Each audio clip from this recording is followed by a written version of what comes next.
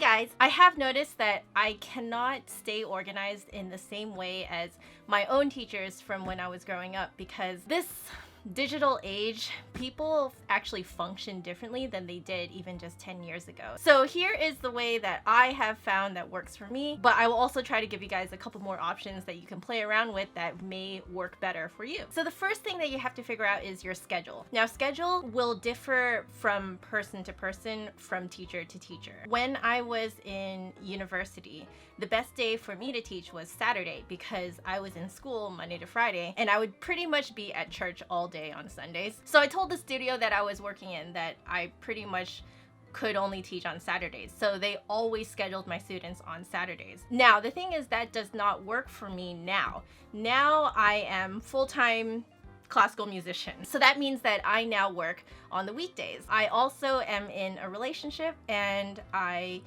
kind of made it a goal from the beginning that I wanted to keep my weekends free so that I could nurture my relationship with my boyfriend. My boyfriend works a 9-to-5 job between Monday and Friday. If I were to teach on Saturday all day, not only would I not be seeing him most of the day during the week, I wouldn't even be seeing him at all on Saturday, during the day. And then we both go to church on Sunday, and we do like grocery shopping and chores together and stuff like that. So in terms of actually having some fun time together, if I were to teach on Saturdays now, that would totally not work. I think our relationship probably would not go very far or go anywhere, really. So for me, it works better if I teach only from Monday to Friday now. So once you figured out which days of the week work the best for you to teach, it's time to set up some boundaries. In this day and age, your students and the parents of your students will probably be emailing and texting you regarding lesson times. I find that for myself, I will go insane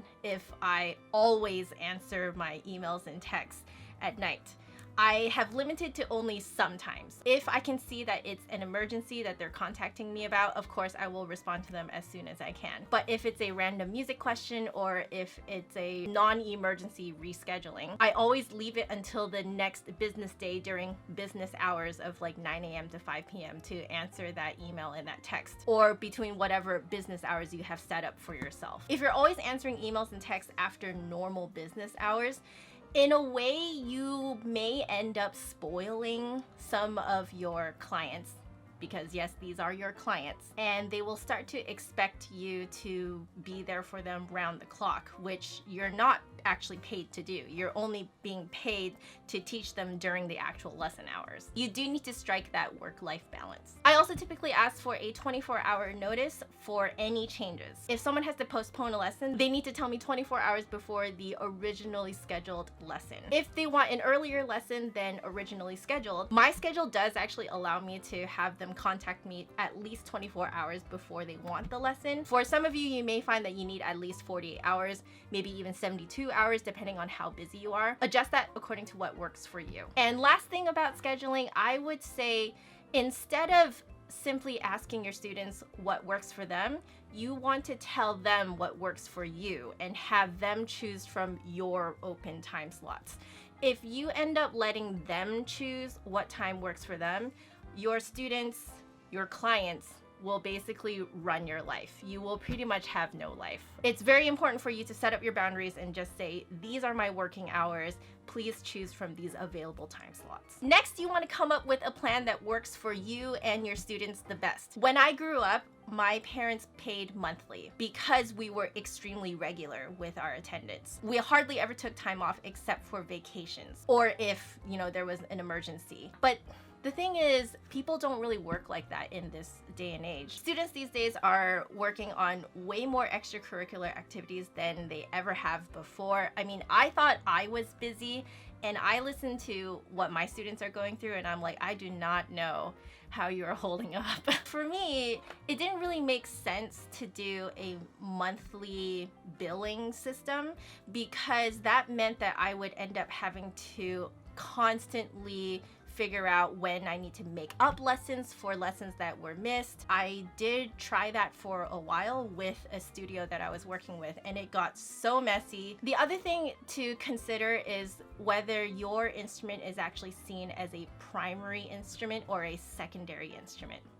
So a lot of the students that I taught before saw the flute as their secondary instrument. So really their parents just wanted them to not fail their band class, really. But on the side, they were taking either violin or piano, and their parents pushed them a lot more on violin and piano instead of flute. So in the case that they need to rejigger their schedule, what goes first?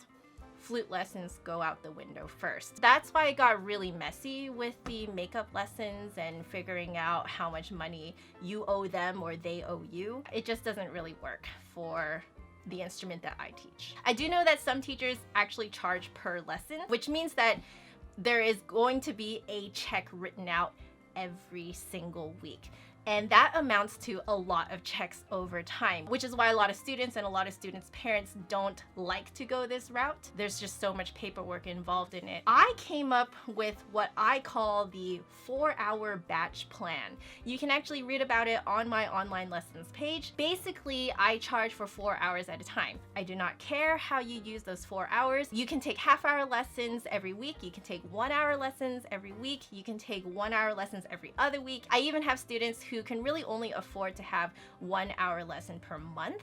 And so it works anyway though, because I'm using this 4-hour batch plan, which makes things very, very flexible for everyone. I still get my payment for the work that I'm putting in, and the students get the lesson time that they can actually afford. You guys can totally copy me if you want to. It's on my online lessons page. You can go take a look at it. It's out there. I'm not going to hide how I run my business. You'll also want to research how lesson prices work in your area. If you charge too high in comparison to the other teachers in your area, you will pretty much not ever get students. If you charge too low, you may end up getting students who are not actually really committed to learning. They just see you as a cheap option to try things out. That's not a really stable way to make money, as you guys can imagine, so it's best if you're kind of average. Currently, I have chosen a price for my lessons that I feel like lands right in the middle of how lessons are priced throughout the whole world. If you are interested in lessons with me and you want to know how much lessons cost, please head on over to my online lessons page on my website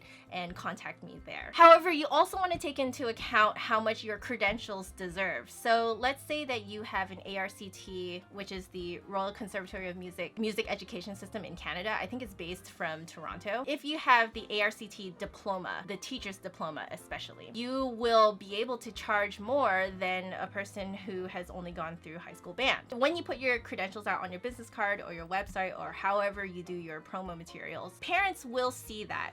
And students themselves will see that, and they'll trust you more. Therefore, they will see you as more worthy of their money.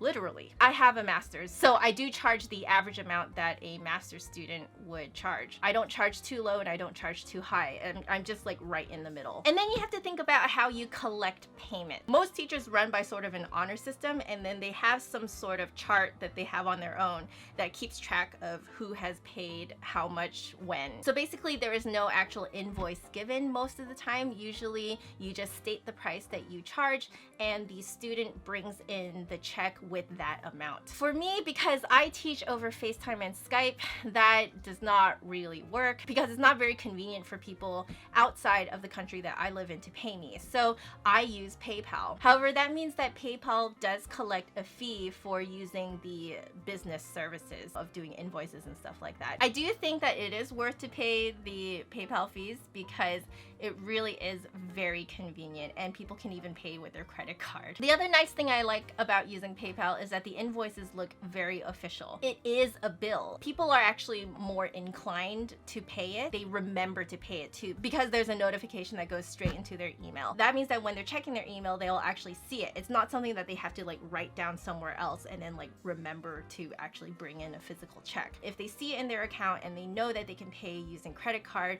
it's a lot easier and faster to get things done. I also like the fact that you can set a due date for the invoice, and if it's coming up to the due date for the invoice and they still haven't paid yet, PayPal allows you to send out a reminder.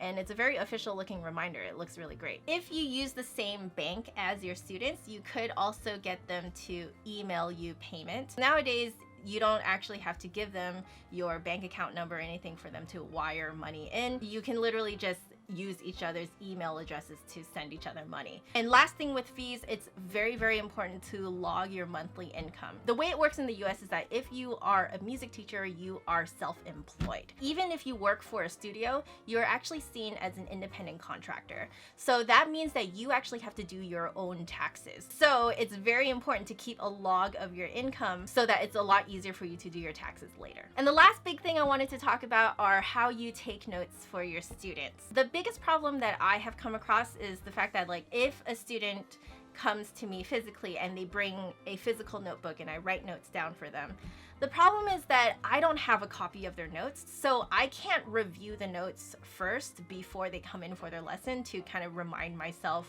what I was teaching them. In the beginning, you'll have no problem doing this because you'll only have a few students. But once you start to build up a lot of students, you start to actually mix your students up in terms of what you're teaching them, because you're teaching them all very similar things because it's all things that are coming from you. The notebook is the most traditional route though. Pretty much every single music teacher either has done it this way or is still doing it this way. You can also type out notes for them and then email them a copy. So that way you have a copy of it and they have a copy of it. The nice thing about sending it into their email inbox is that they will never lose it unless they actually delete it. And even if they delete it, it's going to be in your sent file. So you can resend it to them if they accidentally delete it. Now, the way I currently take notes is I use OneNote. OneNote is a note-taking software by Microsoft. And apparently I have to be very transparent about this and tell you guys that my boyfriend works on OneNote at Microsoft. So yes, my boyfriend works at Microsoft. He was the one who introduced OneNote to me in the first place. Honestly, I never even heard of OneNote until he told me that he worked for them, and then he showed me how to use the app. And it's literally just a notebook online. Everything that you type into OneNote is actually stored on OneDrive. It's basically the Microsoft cloud. Then you can share your notebook with your student. Your student will end up getting an email from Microsoft with a link to your shared notebook. They can either open it straight in a browser and they don't even have to download OneNote, or they can download OneNote and actually sync your shared notebook in their app. So you can actually download the app for free, by the way, on all of your devices and actually sync the notebook to all of your devices.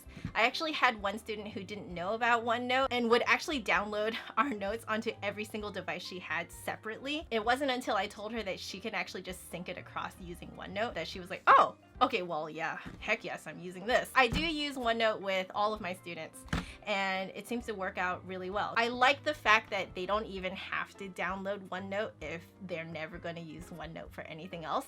They can just view it within the browser. It's pretty great. Another great thing about using OneNote is that it allows the student to post things onto your shared notebook too. So if there's a part in their music that they're getting really confused by, they can actually take a photo of it and then upload it onto our notebook. It'll sync across automatically to my side, and then we can go over it either at the next lesson, or I can answer it immediately if I see it. I actually held off talking about this with you guys for a while because I wanted to make sure that it actually does work for me. So now I've gotten to a point where I know for a fact that I love OneNote 100%. I'm not paid to say any of this.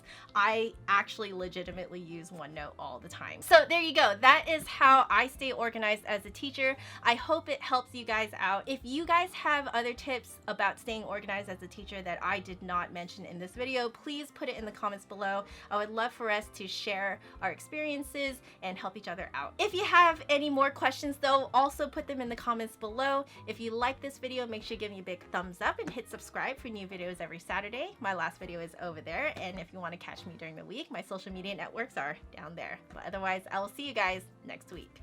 Bye. To be really truthful, I actually completely rely on OneNote for almost every aspect of my life.